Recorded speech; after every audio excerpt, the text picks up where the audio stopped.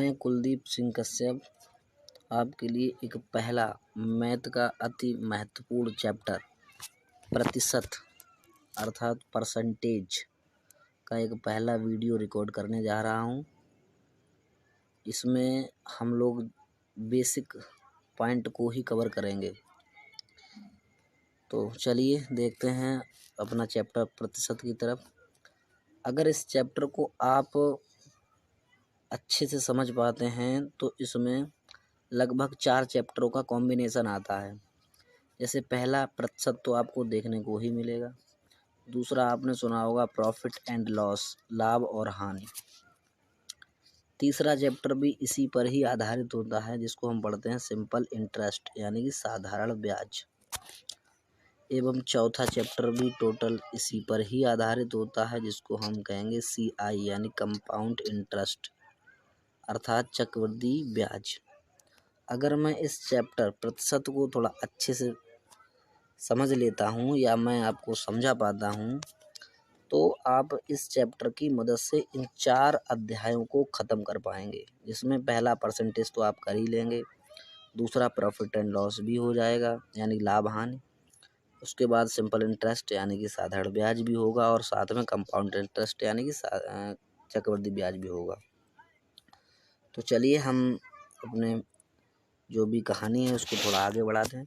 तो सबसे पहले तो आप इसी वर्ड के बारे, इस शब्द के, इस चिन्ह के बारे में समझ लीजिएगा। ये प्रतिशत होता क्या है। प्रतिशत बेसिकली कुछ भी नहीं है।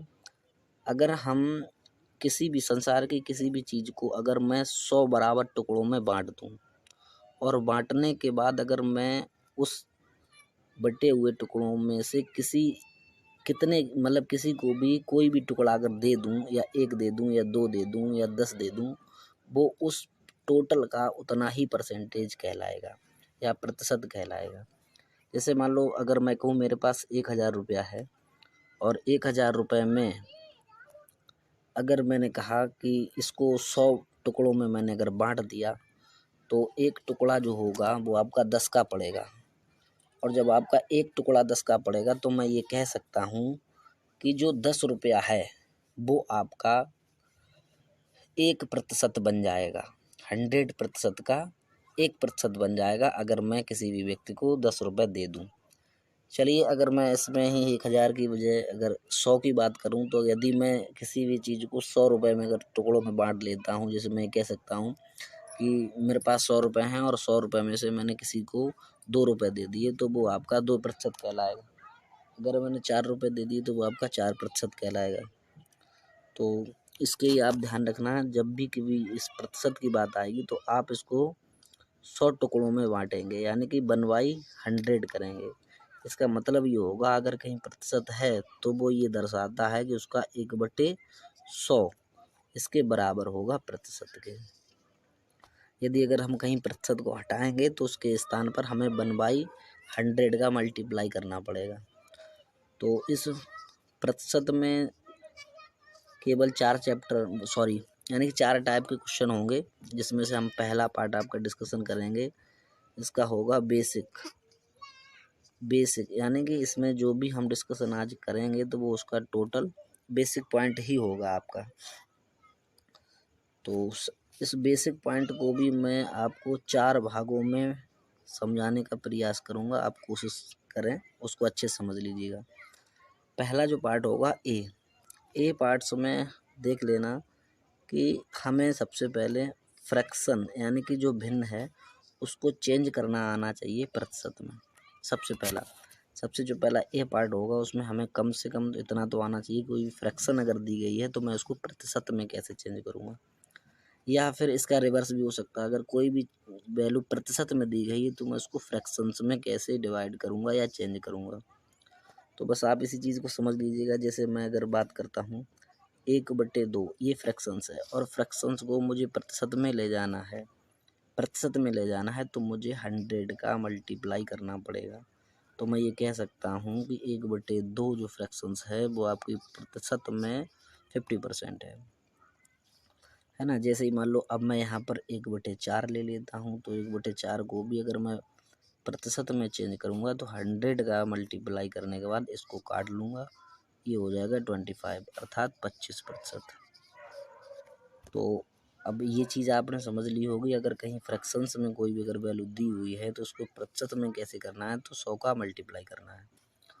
लेकिन अभी हमने कुछ समय पहले बताया था जहाँ पर प्रतिशत होता है अगर मैं उसको हटाता हूँ तो 1/100 का मल्टीप्लाई करना पड़ता है, तो ये हमारा बन जाता है फ्रैक्शंस में।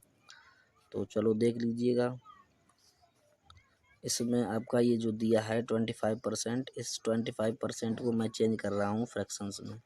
तो 25 डिवाइड बाई हो जाएगा 100, यानी कि 1/100 कर लीजिएगा या फिर केवल 100 कर लीजिए, क्योंकि 1 की तो कोई भी वैल्यू नहीं है। तो इससे काट दो 25 25 और 25 24 100, यानी कि ये आपका पुनः वापस आ गया। ये जो मैंने आपको दिखाया था ये पॉइंट यहाँ आप देख लीजिएगा। अभी हम इधर से इधर गए थे, अब हम इधर से फिर इधर आ गए। तो कम से कम इतना तो सबको आना ही चाहिए कि अगर मैं फ्रैक्शंस को परसेंटेज में ले जाना चाहूँ या परसेंटेज को फ्रैक्शंस में ले जाना चाहूँ कम से कम।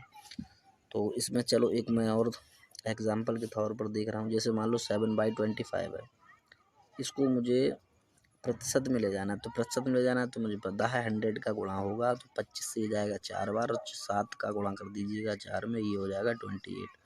और मैं ये सीधा कह सकता हूँ 28% हो गया 7/25 की फ्रैक्शंस को।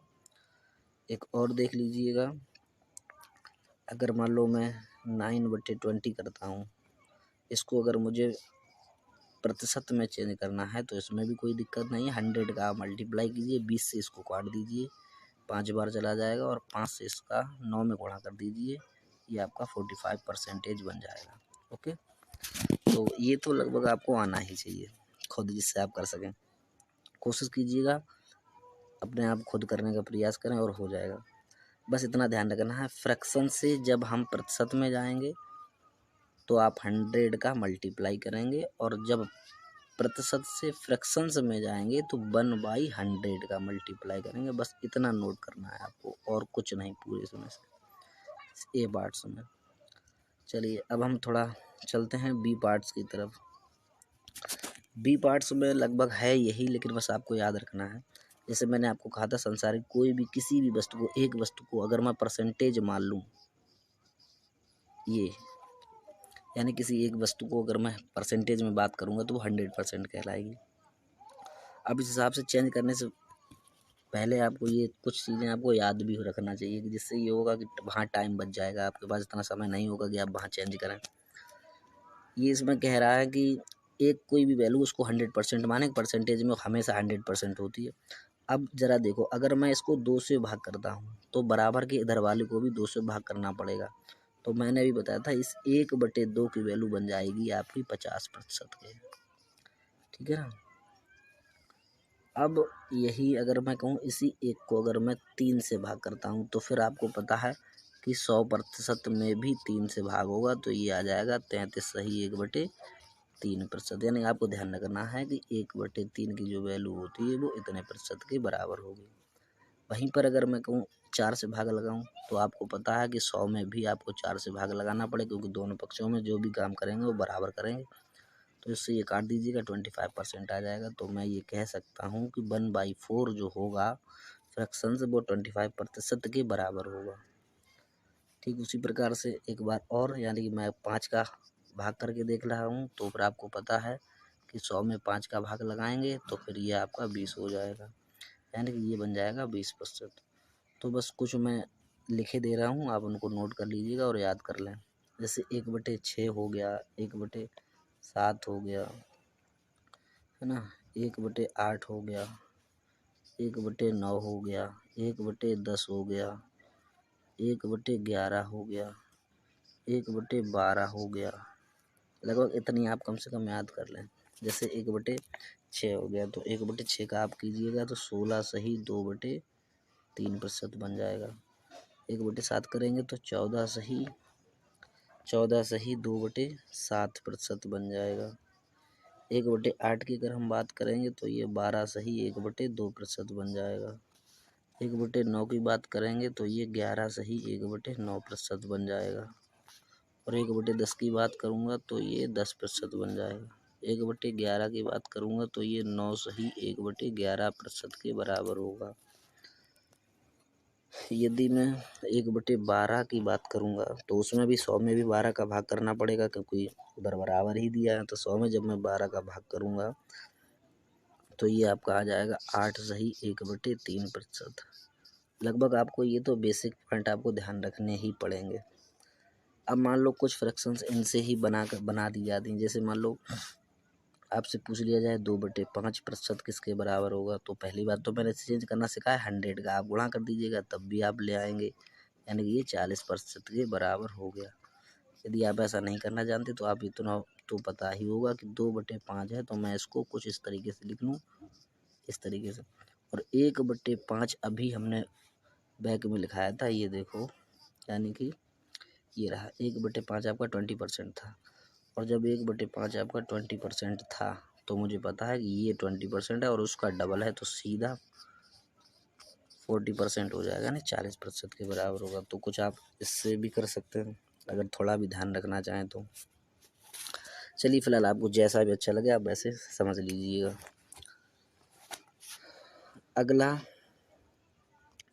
अगला जो पार्ट होगा आपका सी, उसमें ध्यान रखें सी वाले पार्ट्स में क्या पढ़ा रहा है।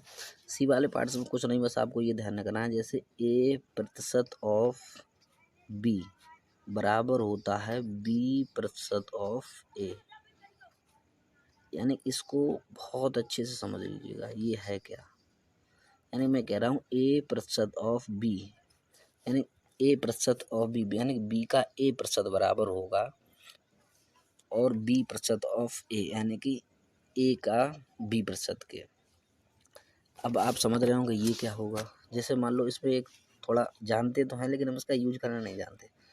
जैसे मान लो मैं आपसे ये कहूँ कि 85% ऑफ 20, ठीक है, मैं आपसे कह रहा हूँ 85% ऑफ 20, यानी कि 20 का 85% निकालिए। तो आप यही करेंगे 20 का 85%, तो 85% लगा हुआ है तो इसको हटाएंगे, नीचे आ जाएगा 100।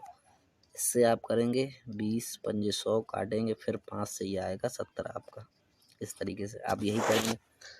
यदि मैं अगर आपसे कहूँ कि आप इसको 1 सेकंड में कर लेंगे तो कैसे कर लेंगे। अभी हमने यहाँ पर बताया था कि 85% ऑफ बी, यानी कि अगर 85% 20 का 85% निकालना है, अगर मैं ऐसा नहीं निकालना चाहता तो मैं इसको ऐसे भी कह सकता हूँ कि 85 का 20% कितना होगा। बात वही है, या तो मैं कह दूँ 20 का 85% या 85 का 20% बराबर ही होगा। अब जैसे मैं दूसरी कंडीशन, ये जो ये पार्ट मैं लिखा इसको ध्यान दीजिएगा। अभी हमने निकाला था 20 का 85%, अब मैं निकाल रहा हूँ 85 का 20%, बात बराबर है। तो 85 का 20% और 20% अगर आपने फ्रैक्शंस का थोड़ा सा भी ध्यान दिया होगा तो ये 1/5 के बराबर था। तो मैं यहाँ डायरेक्ट कर सकता था 1/5 और 5 से काट देता, आ जाता 17। तो आपका ये जो कैलकुलेशन वाला पार्ट है ये बच जाएगा। जैसे मान लो मैं एक और बता दे रहा हूँ, जैसे उसमें दिया है 75 का 20%, 75 का 20%, है ना, या आपसे ये पूछ लिया जाए 20 का 75%। अब देखो, अब 75% हो सकता है आप ना याद कर पाएँ, लेकिन आपको ये तो पता होगा 20% के फ्रैक्शन होती है। तो 75 का आपको 20% निकाल दीजिए, 20% 1/5 होता है, इससे ये काट दीजिएगा। ये लगभग 5 से काटोगे तो 15 अपना 75 नहीं 15 आपका आंसर आ जाएगा। अब हो सकता है आप ये तो करना जानते ही होंगे। जैसे अगला मैं एक और बता दे रहा हूँ, उसमें कर दीजिएगा। जैसे मैंने कहा है 33.33 का सेकंड पार्ट होगा, थर्ड क्वेश्चन होगा 33.33% का 66% आपको निकालना है, 66%, है ना। तो 33.33 का 66% आप लगभग कुछ इस तरीके से ही निकालेंगे, यानी कि 66 प्रतिशत हटाएंगे, नीचे 100 लाएंगे, फिर इसको कैलकुलेशन करने में बहुत टाइम लगेगा। अब आप सीधा कर लो, ये प्रतिशत इसके साथ है तुम इसके साथ लगा दो, यानी कि अब मैं कह सकता हूँ 66 का 33%, 33 सही 33%, यानी कि सॉरी 33.33%, और ये मुझे पता है 33.33% आपका 1/3 के बराबर होता है। और यहाँ मल्टीप्लाई का साइन है और 66, तो 66 में 1/3 का भाग लगा दीजिए, नहीं सॉरी गुणा कर दीजिएगा। तो बस देख लो, इससे काट देना, ये सीधा 22 आ जाएगा। तो तुम्हें ये जो कैलकुलेशन वाला पार्ट जो बता रहा हूँ ये वाला ये पूरा बच जाएगा, आप डायरेक्ट कर पाएंगे बस, और कुछ भी नहीं। 2-4 चीज़ें इसको बेसिक हैं, अपना वीडियो रोक रोक करके भी देख लेना, हो सकता है समझ में आ जाए, कोशिश करना समझने की। अगला डी पार्ट अगर मैं बात करूं, डी पार्ट आपका क्या होगा, डी पार्ट ध्यान रखना बहुत ही ज़्यादा महत्वपूर्ण होगा। डी पार्ट में हम इसको पूरे को 2 टाइप्स में ही डिवाइड करके पढ़ेंगे। 2 टाइप्स में क्या आपने कभी सुना होगा, हाउ मैनी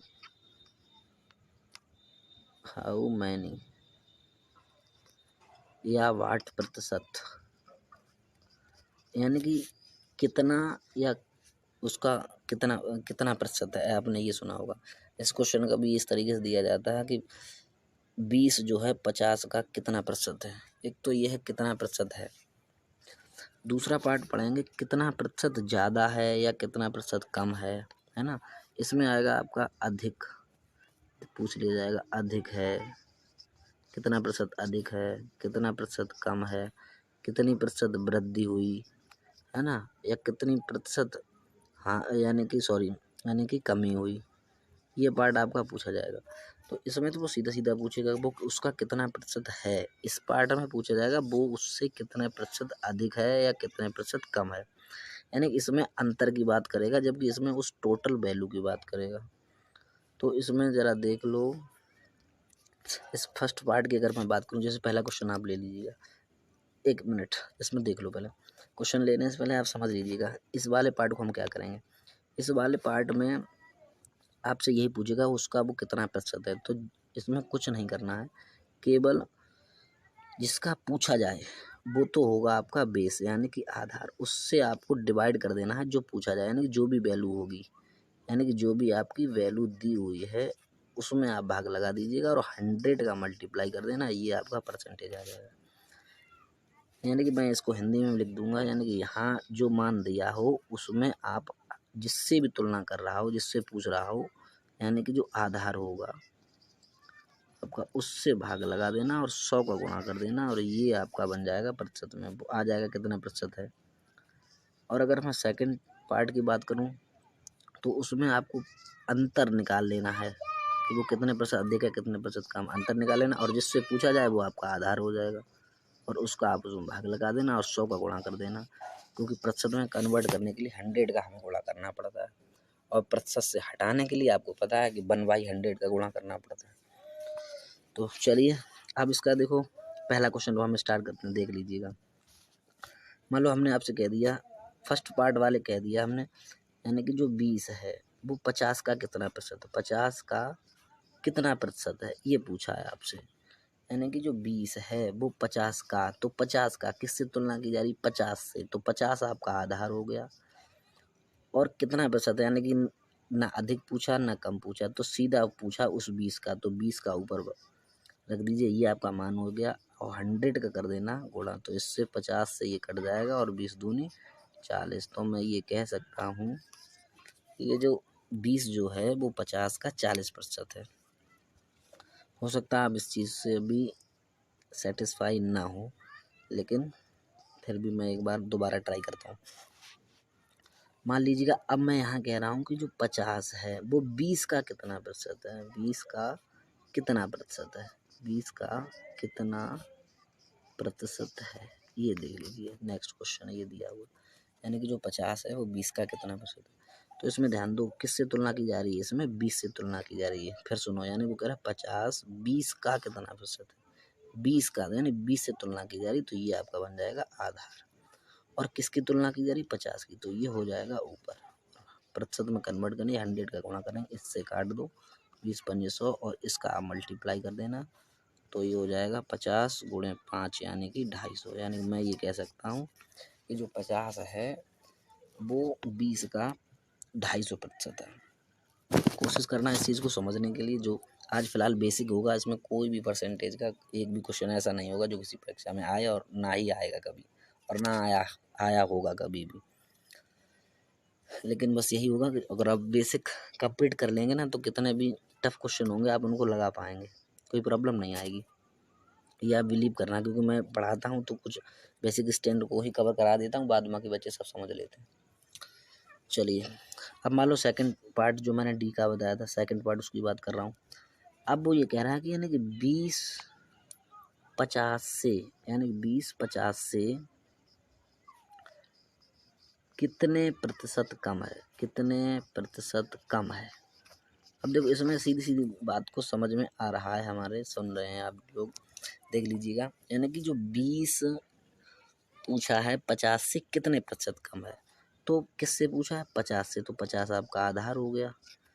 कितने प्रतिशत कम है, तो कम कितना है आपको अंतर हमने बताया, तो इन दोनों का अंतर यानी कि 30 और मल्टीप्लाई 100, तो 50 ये काट देना और 30 दूनी 60। तो मैं ये कह सकता हूँ कि जो 20 है वो 50 से 60% कम है। अब हो सकता है आप समझ गए हो इस चीज़ को, आगे बढ़ जाइए। मान लो सेकंड पार्ट और मैं एक देख ले रहा हूँ। मैं कह रहा हूँ दूसरा क्वेश्चन कह रहा हूँ कि 50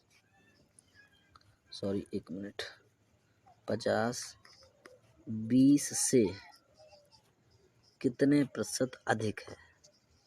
अधिक यानी कि अब अधिक ही होगा, यानी 20 जो है वो 50 जो है वो 20 से कितना प्रतिशत अधिक है। तो किससे तुलना हो रही है, यहाँ 20 से हो रही, तो 20 आप नीचे रखें। कितना प्रतिशत अधिक है, तो मैंने बताया अंतर हमेशा, तो 50 और 20 का अंतर कितना 30 और गुणे 100 आपको करना ही करना। इससे आप काट दीजिएगा, 5 बार जाएगा और 3 पंजे 15, यानी कि 150% जो है वो इससे अधिक है। क्लियर हो सकता है आप इस चीज़ को यहाँ तक समझ गए होंगे। चलिए अब इसमें से कुछ क्वेश्चन मैं आपको दे रहा हूँ, आप उसमें से ट्राई करना। जैसे मान लो